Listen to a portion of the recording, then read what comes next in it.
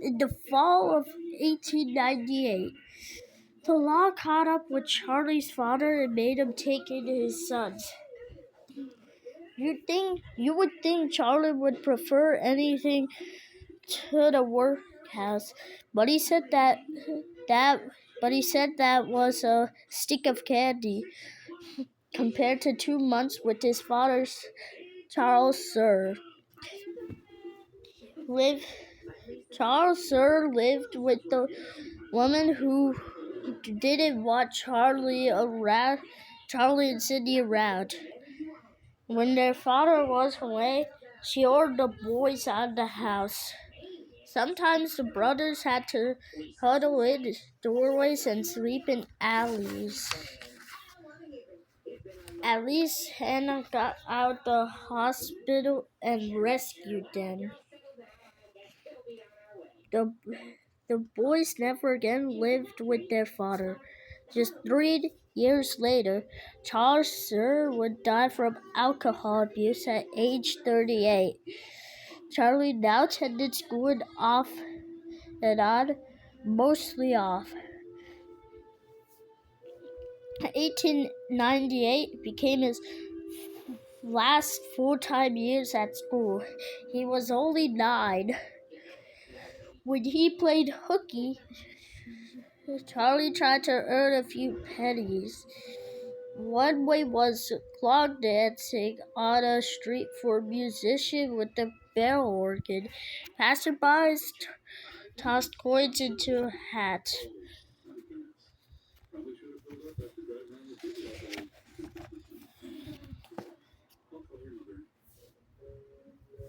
And one afternoon, a well-dressed gentleman watched his dancing.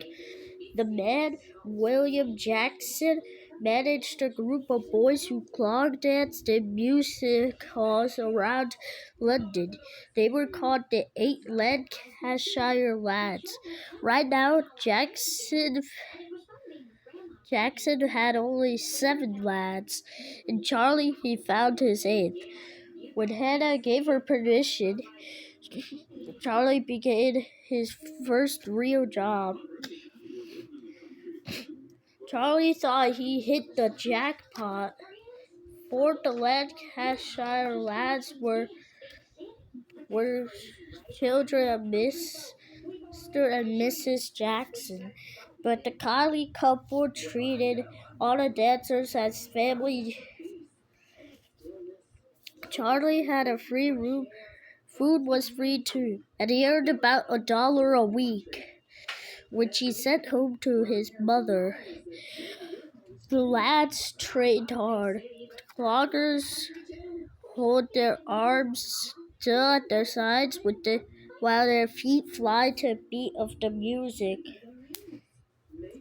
On show nights, the best dancers sped from one music hall to the next in horse-drawn carts.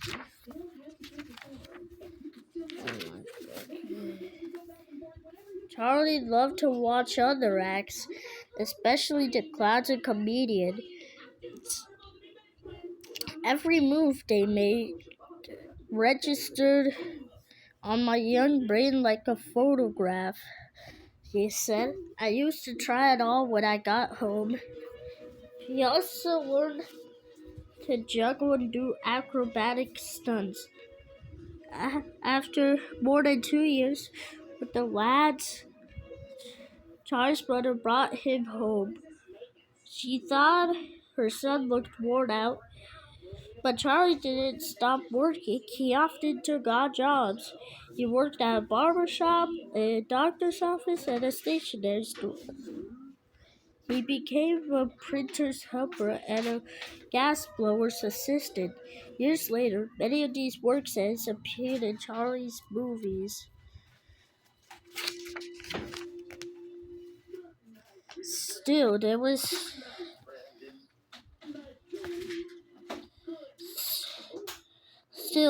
never enough money.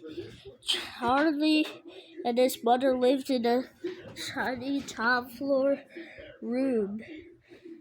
Cindy was away at sea. Hannah's small iron bed stood in one corner. Charlie slept in an armchair that's unfolded into a bed. In 1903, Charlie grew alarmed her at his mother's state of mind. Hannah seemed to be losing her grip on reality. For hours, yet Hannah gazed out the window without stirring. Dirty dishes piled up. Sometimes she heard imaginary voices. One day, Hannah went door to door, handing out pieces of wrapped coal as gifts. Charlie knew his mother needed the kind of care he was not able to give. So he walked her to the nearest clinic a mile away. From there, doctors sent Hannah to a mental hospital, where, except for short periods, she would remain in the different hospitals for the next 17 years.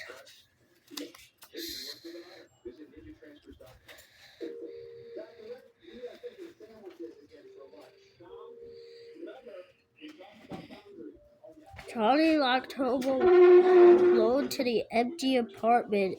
The cupboards were bare except for tea. He prowled the streets looking for food and work. Then word came that his big brother's ship was coming in. If Sydney had not returned to London, I might have become a thief in the London streets, Charlie said. Sydney was shocked to see Charlie's rags and long, dirty hair. He quickly got him a hot bath, a haircut, and a new suit. Then he laid out his plan. Sydney was going to start acting. Charlie decided to try it too.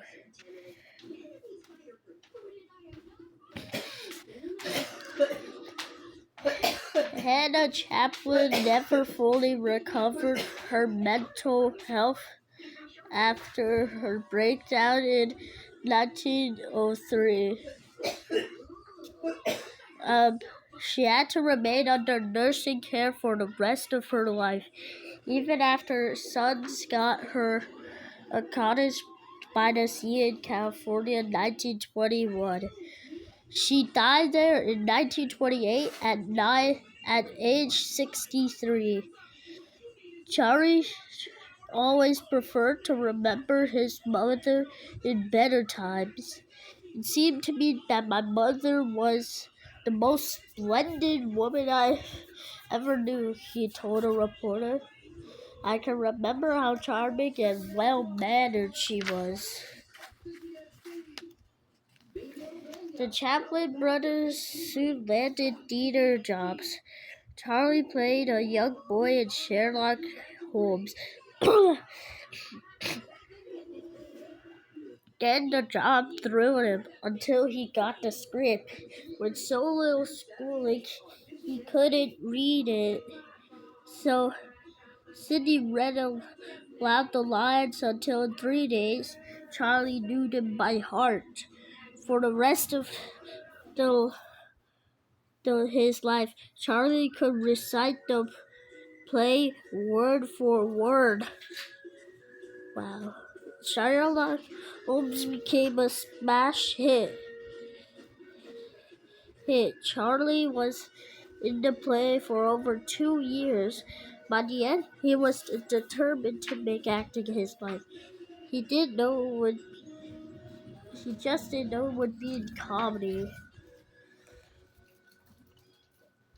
In 1908, Charles stood in the office of Fred Cardo, asking for a job. The showman was a beefy guy who smoked a big cigar. He managed a famous group of slapstick comedians. Comedy abounds with punches, falls, sprawls, bumps, and pies in the face. Charlie's brother, Sidney, already worked for Ricardo. Ricardo didn't think Charlie would fit in at all. Charlie stood only 5 feet 4 inches tall. His hands and feet were small. I thought he looked much too shy, said Cardo. 17's very young, Cardo told Charlie, and you look even younger. Charlie shrugged and said that wasn't a big problem, just a question of makeup. Carno agreed to try out the teenager for 2 weeks. For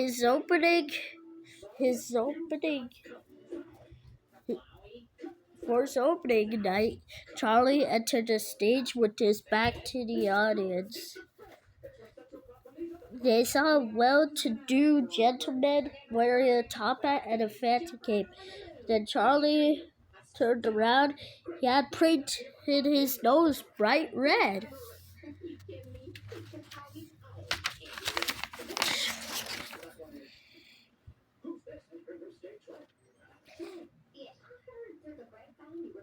There was a ripple of laughter, so Charlie started to clown. He veered across the stage, went tripping over a dumbbell. When he caught his cane on an upright punching bag, it slapped him in the face. Charlie staggered and swung back, landing his cane on the side of his head. The audience roared.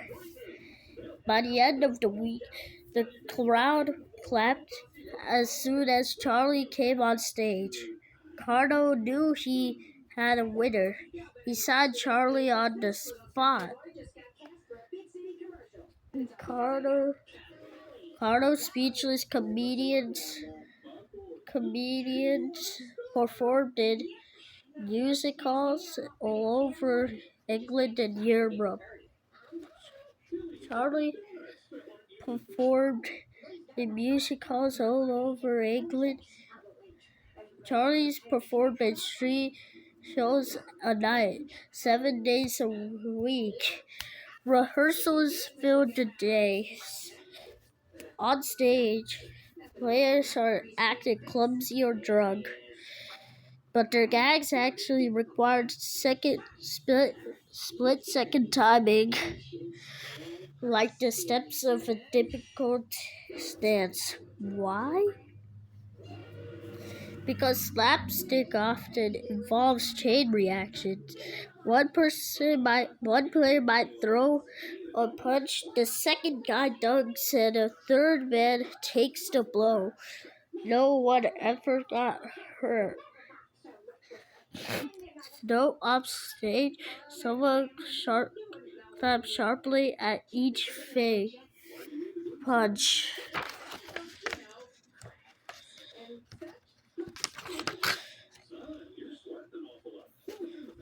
Charlie quickly became an expert at taking wild tumbles. He made the hardest stunts look easy. Sue Cardo raised Charlie from bit parts to starring roles. In the fall of 1910, he offered Charlie a chance to go to America on tour. The Cardo troupe landed in New York City in late September. That night, Charlie walked all along Broadway.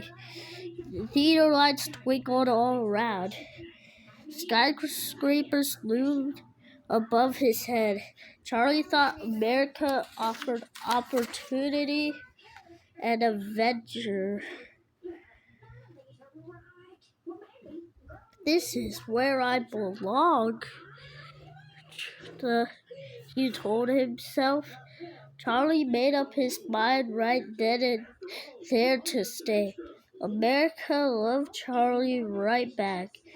Rave reviews poured in for his act.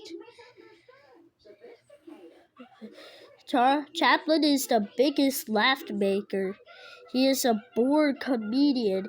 His entrance alone sets the house in a roar. Off stage, however, Charlie was quiet and reserved. Some of the guys thought Charlie was unfriendly, said his roommate Stan Laurel. Laurel later became famous in the Laurel and Hardy comedy act. He wasn't at all. He's a very shy man. During the long country train rides, Charlie burned his nose in a book. His schooling had been cut so short. Now Charlie was determined to educate himself by reading. He also taught himself to play the violin. First, Charlie had to reverse the strings. It was the only way he could play left-handed. One day in 1913, a telegram came for him. By then, Charlie had spent 5 years with Cardo. The telegram invited him to come to California and make movies. It was a big risk. Charlie had always acted on stage, not in front of a camera, and the movie business was still young. The first U.S. movie theater had opened its door just 8 years earlier. I had to leave Cardo, Charlie said later. Suppose I didn't make good? No worries there, Charlie.